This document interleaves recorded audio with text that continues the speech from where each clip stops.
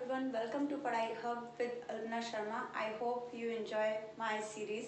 चलिए तो आज हम मैक्रो इकोनॉमिक्स की बात करेंगे। तो मैक्रो इकोनॉमिक्स में हम अपना चैप्टर 5 कंटिन्यू कर रहे थे, that is known as money. ठीक है, चलिए तो आज हम मनी के बारे में पढ़ेंगे। इससे पहले हमारा एक वीडियो हो चुका है, अगर आपने वो वाला वीडियो नहीं देखा है तो पहले आप वो वाला वीडियो देखिए, उसके बाद इसे देखिए। अब यहाँ पर इसमें आज हम पढ़ेंगे फॉर्म्स ऑफ मनी। तो फॉर्म्स ऑफ मनी क्या होती है, तो देखिए यहाँ पर कितनी तरीके की मनी होती है। तो यहाँ पर हमने इसको दिया है 4 टाइप्स ऑफ मनी। तो यहाँ पर सबसे पहले है फैट मनी। अब फैट मनी क्या होता है? फैट मनी का मतलब होता है issued by government, issued by order and authority of the government. मतलब गवर्नमेंट जो भी कह दे कि मनी है, उसी को हम फैट मनी कहते हैं। जैसे कि अभी जो भी डिमोनेटाइजेशन हुआ, डिमोनेटाइजेशन में क्या था, हमारे जो 500 और 1000 के नोट्स थे उनको क्या किया गया था, चेंज किया गया था। तो वहां पर क्या था, गवर्नमेंट ने मना कर दिया कि अब उनको हम as a medium of exchange use नहीं कर सकते। तो देखिए जब गवर्नमेंट ने डिक्लेरेशन नहीं किया था तब तक वो हमारे लिए मनी थे। जैसे ही गवर्नमेंट ने डिक्लेरेशन कर दिया कि अब वो हमारे लिए मनी नहीं है, तो अब वो हमारे लिए मनी नहीं है। ठीक है, तो सिंपल सी बात है, फैट मनी क्या है? फैट मनी का मतलब issued by order and authority of the government. Government के द्वारा इशू किया गया कोई भी ऑर्डर, या गवर्नमेंट जिसे भी कह दे कि भाई ये मनी है, तो उसी को हम फैट मनी कहते हैं। क्लियर? नेक्स्ट हमारा आता है फिड्यूशरी मनी। फिड्यूशरी मनी क्या होता है? देखिए, fiduciary money which is accepted as a medium of exchange because of the trust between the payer and the paid। अच्छा, फिड्यूशरी मनी की अगर हम बात करें तो देखिए, फिड्यूशरी मनी का मतलब होता है ये एक्चुअल में मनी है ही नहीं, इसका कोई एग्जिस्टेंस ही नहीं है। ठीक है, मतलब ये सिर्फ एक फिड्यूशरी, एक फेक मनी की तरह काम करती है। फेक मनी फिर भी हम इसे एक्सेप्ट करते हैं, क्यों? क्योंकि देखिए, which is accepted as a medium of exchange, इसे हम as a medium of exchange accept करते हैं बिकॉज ऑफ द ट्रस्ट। सिर्फ ट्रस्ट की वजह से, किस किस के बीच में? Payer and the paid. मतलब जो पेमेंट दे रहा है वो और जो पेमेंट ले रहा है वो, उन दोनों के बीच में इतना ट्रस्ट है कि वो फिड्यूशरी मनी को एक्सेप्ट कर लेते हैं और for as a medium of exchange. ठीक है, चलिए तो फिर इसमें एग्जाम्पल क्या आते हैं? तो यहाँ पर एग्जाम्पल हमारे आते हैं, हम लोगों ने सब मोस्टली आजकल हम चेक से लेन देन करते हैं। तो चेक से लेन देन करते हैं, तो चेक क्या है? चेक क्या मनी है? अगर मैं किसी को चेक दे दूं तो क्या वो उस चेक से, मतलब बिना बैंक जाए, क्या वो उसका मनी में कन्वर्ट या फिर उसे वो मनी में यूज कर सकता है? नहीं कर सकता। ठीक है, तो यहाँ पर क्या है, जो चेक है that is known as fiduciary money. सामने वाला जो दे रहा है, मुझे उस पर बिलीव है कि हाँ ये चेक सही है, या फिर इसे मैं जाकर बैंक से क्लियर करा लूंगी। ठीक है, तो पेयर और पे के बीच में जो एक मीडियम ऑफ एक्सचेंज होता है सिर्फ ट्रस्ट पर, ठीक है, तो उसी को हम फिड्यूशरी मनी कहते हैं, लाइक चेक। इसके बाद आता है full bodied money. Full bodied money का मतलब होता है जिसकी मनी वैल्यू उसकी कमोडिटी वैल्यू के बराबर होती है। सिंपल, अगर हम बात करें कि 2 रुपए का कॉइन है या 5 रुपीज का कॉइन है या 10 रुपीज का कॉइन है, मेटल का होता है। ठीक है, तो मेटल के कॉइन को अगर हम उसे मेल्ट कर लें, है ना, तो उसमें उतने की ही मेटल निकलेगी जितने की उस पर मनी वैल्यू प्रिंट है। मतलब 10 रुपए के अगर उस पर मनी वैल्यू प्रिंट है, तो अगर उसकी मेटल को हम बिल्कुल पिघला लें तो उसमें 10 रुपए का ही मेटल निकलना चाहिए। That is known as money value is equal to commodity value. जितना उस पर प्रिंट है, जितनी उसकी मनी वैल्यू है, उतने का ही उसमें सामान भी लगा है। ठीक है, नेक्स्ट हमारा आता है क्रेडिट मनी। क्रेडिट मनी जो आजकल हम लोग यूज करते हैं, क्रेडिट मनी में हमारा आता है money value is more than commodity value. अब अगर मैं आपसे बात करूं, 100 रुपीज का नोट है, 200 का नोट है, 2000 का नोट है, 500 का नोट है, तो इसमें 2000 के नोट की अगर हम बात करें, जो पेपर नोट आजकल चल रहे हैं, तो क्या उस 2000 के नोट में 2000 का मटेरियल लगा होगा? नहीं, ऑब्वियस सी बात है। ठीक है, तो यहाँ पर क्या है, उसकी मनी वैल्यू ज्यादा है। मतलब जो उसके पैसे की कीमत 2000 की बहुत ज्यादा है, जबकि उसकी कमोडिटी वैल्यू, मतलब उसमें जबकि उतने का सामान नहीं लगा। ठीक, तो उसको हम क्या कहते हैं? Credit money. सिंपल है बहुत। ठीक है, चलिए नेक्स्ट, सप्लाई ऑफ मनी।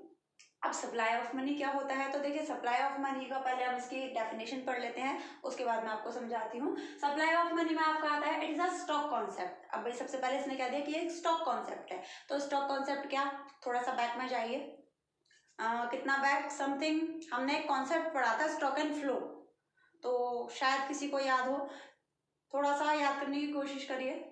चलिए कोई बात नहीं, मैं बताती हूँ। स्टॉक एंड फ्लो हमारा था, कॉन्सेप्ट था हमारा। तो स्टॉक का का मतलब होता है जिसे हम पर्टिकुलर पीरियड ऑफ टाइम पर मेजर कर सकते हैं, और फ्लो का मतलब होता था जिसे चेक करने के लिए या जिसे मेजर करने के लिए मुझे एक पीरियड ऑफ टाइम का वेट करना पड़ेगा। वो 1 आवर भी हो सकता है, 1 डे भी हो सकता है, 1 मिनट भी हो सकता है, 1 ईयर भी हो सकता है, कितना भी। ठीक है, तो यहाँ पर हम किसकी बात कर रहे हैं? स्टॉक कॉन्सेप्ट की। स्टॉक कॉन्सेप्ट क्या कहता है? विच measures eight a particular point of time, जिसे मैं कभी भी चेक कर सकती हूँ। तो यहाँ पर ये क्या है? सप्लाई ऑफ मनी, मतलब ये स्टॉक कॉन्सेप्ट है, इसे हम कभी भी पर्टिकुलर पॉइंट ऑफ टाइम पर चेक कर सकते हैं। अब ये होता क्या है? It refers to the total stock of money of all type. Of all type का मतलब कॉइन्स भी और हमारे नोट्स भी, ये सब इसमें आते हैं। Held by the people of a country at a point of time. वही आ गया ना, देखिए स्टॉक का भी मैंने क्या कहा था? स्टॉक किस में आता है? At a particular point of time, जिसे हम पर्टिकुलर पॉइंट ऑफ टाइम पर मेजर कर सकते हैं। ठीक है, तो देखिए it refers to the total stock of money. ये मनी का वो टोटल स्टॉक है हेल्ड बाय द पीपल, जो कि लोगों के पास है, ऑफ अ कंट्री, एक कंट्री के लोगों के पास, at a particular point of time, एक specific particular point of time के पास, उस देश में रहने वाले लोगों के पास जितना भी पैसा अवेलेबल है, that is known as supply of money. Clear? चलिए नेक्स्ट अब आपका आता है stock of money does not include those who supply money like government and banking system। अब स्टॉक ऑफ मनी, या जो अगर हम मनी सप्लाई की बात करें तो मनी सप्लाई में, स्टॉक ऑफ मनी में हमारा दो चीजें नहीं आती। क्या नहीं आता? इसमें आता है ये उनको इंक्लूड नहीं करता जो मनी को सप्लाई करते हैं। हमारे देश में मनी को सप्लाई कौन करता है? गवर्नमेंट, आरबीआई, है ना। तो यहाँ पर अगर गवर्नमेंट के पास जो पैसा है और हमारे ऑल ओवर बैंकिंग सिस्टम के पास जो पैसा है, तो उसको हम यहाँ पर इंक्लूड नहीं करेंगे। क्लियर? चलिए नेक्स्ट अब आपका दे रखा है मेजर ऑफ मनी सप्लाई। अब मेजर ऑफ मनी सप्लाई की बात करते हैं तो देखिए कि इस ये जो मैंने अभी आपको बताया मनी सप्लाई, इसको हम चेक कैसे करते हैं? अभी मैंने क्या तो दिया, पर्टिकुलर पॉइंट ऑफ टाइम पर, बट किसी भी चीज को मेजर करने का कोई तो फॉर्मूला होता है, हम उसको कैसे भी कुछ तो लगाएंगे, है ना। कोई फॉर्मूला कुछ भी करके उसको कैलकुलेट करेंगे। तो यहाँ पर अगर हम मेजर ऑफ मनी सप्लाई की बात करें, so there are 4 component in 1977, M1, M2, M3 and M4। But आज की अगर हम बात करें तो हमारे सिलेबस में सिर्फ एक ही कंपोनेंट रह गया है, क्या? M1। क्लियर? तो यहाँ पर हमारा आता है according to M1 measurement it include components. M1 में जो है मनी सप्लाई है, मनी सप्लाई के मेजर में M1 मेजरमेंट है। M1 मेजरमेंट में 3 कंपोनेंट, यहाँ पर 3 कंपोनेंट आपके आते हैं, C plus DD plus OD। C का मतलब करेंसी, DD का मतलब डिमांड डिपॉजिट एंड OD का मतलब अदर डिपॉजिट। क्लियर? चलिए नेक्स्ट करेंसी। अब करेंसी का मतलब currency held by the public, जो भी पर्टिकुलर पॉइंट ऑफ टाइम पर लोगों के पास पैसा है, चाहे वो कॉइन में हो चाहे वो पेपर नोट्स में हो। क्लियर? चलिए और क्या है? Demand deposit. Demand deposit with commercial bank, commercial bank के पास जो लोगों का पैसा है, जैसे कि हम लोग हैं, हम लोग क्या करते हैं? हम लोग कमर्शियल बैंक में या सेविंग अकाउंट खुलवाते हैं, करंट अकाउंट खुलवाते हैं, तो ऑब्वियस सी बात है वो पैसा किसका है? वो पैसा हमारा है ना, बैंकिंग सिस्टम का तो नहीं है। ठीक है, तो वहां पर अगर हम बात करें तो डिमांड डिपॉजिट, अगर मैंने कमर्शियल बैंक में कोई डिमांड डिपॉजिट करवाई है तो उसे भी यहाँ पर कैलकुलेट किया जाएगा। Except government and banking system, या फिर बैंक, अगर गवर्नमेंट या बैंकिंग सिस्टम ने कोई डिमांड डिपॉजिट कराया है तो उसको हम इंक्लूड नहीं करेंगे। मतलब हमारे देश में हमारी गवर्नमेंट ने या हमारे आरबीआई, हमारी गवर्नमेंट ने आरबीआई के साथ या हमारे बैंक्स ने आरबीआई के साथ अगर कोई डिमांड डिपॉजिट किया है तो उसे इंक्लूड नहीं किया जाएगा। Clear? Next OD, other deposit में क्या आता है? अब देखिए ओडी में अदर डिपॉजिट का मतलब और कुछ। अब और कुछ में अदर डिपॉजिट में क्या? DD with RBI of public finance institution like NABARD. मतलब अगर नाबार्ड क्या करती है? नाबार्ड आरबीआई के साथ डिमांड डिपॉजिट करती है तो उसे इंक्लूड किया जाएगा। ठीक है, हमारे जितने भी पब्लिक फाइनेंशियल इंस्टीट्यूशंस का मतलब क्या होता है? ऐसे सारे फाइनेंशियल इंस्टीट्यूशंस जो लोगों की भलाई के लिए काम कर रहे हैं। ठीक है, तो अगर उन्होंने आरबीआई के साथ कोई डीडी डिमांड डिपॉजिट कर रखा है तो उसे हम इंक्लूड करेंगे। Clear? Next demand deposit with RBI of foreign central bank and government. अब ये कह रहा है डिमांड डिपॉजिट किसके साथ? आरबीआई के साथ, of foreign central bank and government. अब ये कह रहा है जो फॉरेन सेंट्रल बैंक और गवर्नमेंट के जो आरबीआई हैं, अगर उनके साथ हमने कोई डिमांड डिपॉजिट किया है तो वो भी इंक्लूड किया जाएगा। नेक्स्ट है आपका demand deposit of international finance institution like IMF and world bank. अगर ये कह रहा है अगर जैसे कि हमारे जो इंटरनेशनल इंस्टीट्यूशन है जैसे कि आईएमएफ, वर्ल्ड बैंक, इनका अगर कोई डिमांड डिपॉजिट है तो वो भी इंक्लूड किया जाएगा।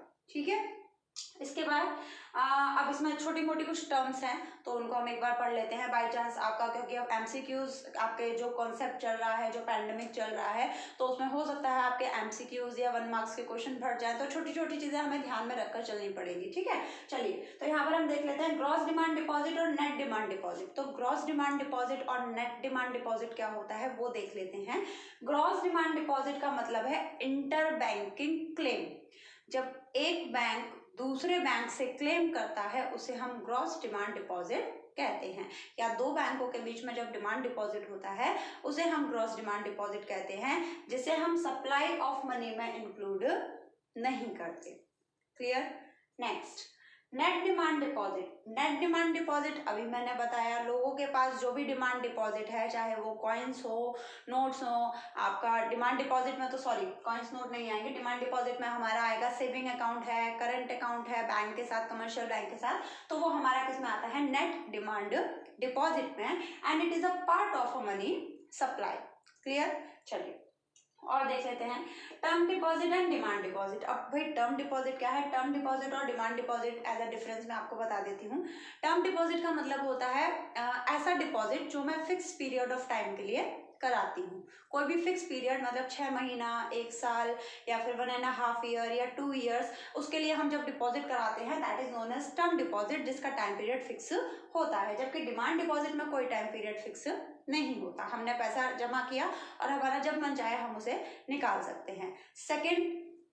अब सेकंड की बात करें तो यहाँ पर टर्म डिपॉजिट को आप टाइम से पहले नहीं विड्रॉ कर सकते, जबकि हम डिमांड डिपॉजिट को कभी भी विड्रॉल कर सकते हैं। ठीक है। थर्ड पॉइंट, टर्म डिपॉजिट हमारा जो है वो चेक के थ्रू आप नहीं करा सकते, मतलब चेक के थ्रू मैंने करवा दिया कि इतना मुझे चेक के थ्रू टर्म डिपॉजिट करवाना है तो वो नहीं हो सकता, जबकि डिमांड डिपॉजिट में हम चेक का यूज कर सकते हैं।